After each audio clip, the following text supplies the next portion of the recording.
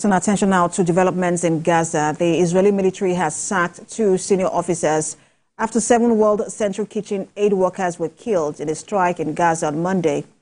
Israel Defense Forces inquiry into the incident says some workers survived initial airstrikes but were killed when a 3rd car was hit. Israel said earlier this week the incident was a grave mistake and promised to take immediate action to ensure that more was done to protect aid workers.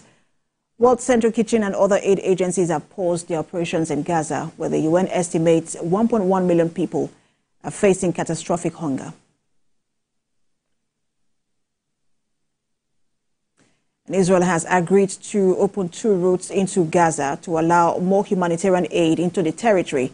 It comes hours after U.S. President Joe Biden spoke to Israeli Prime Minister Benjamin Netanyahu for the first time since an Israeli strike killed 7 aid workers in Gaza. We have more in this report. The United States' steady support for Israel in the war in Gaza seems to be shaky at the moment. At a press briefing, United States National Security Council Coordinator for Strategic Communications, John Kirby, spoke on President Biden's concern on the safety of non-combatants in Gaza. The President had a chance to speak with Prime Minister Netanyahu earlier today.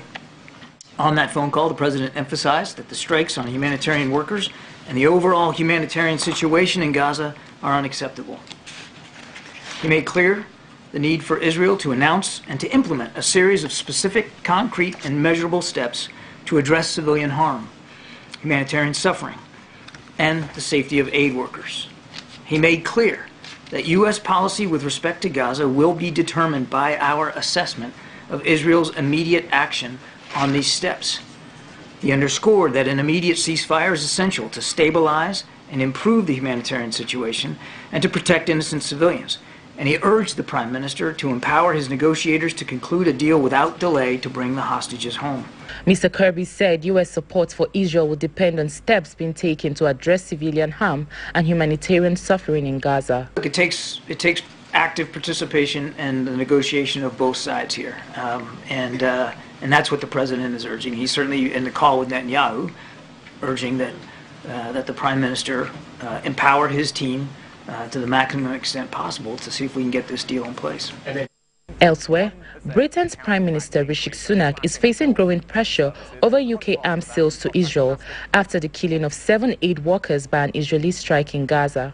The Liberal Democrats, Scottish National Party and a former UK National Security Advisor are calling for sales to be suspended. The Prime Minister says the UK has a very careful arms licensing regime. Prime Minister Sunak called for an independent investigation into the Israeli strike and said Britain has always maintained Israel must follow international humanitarian law.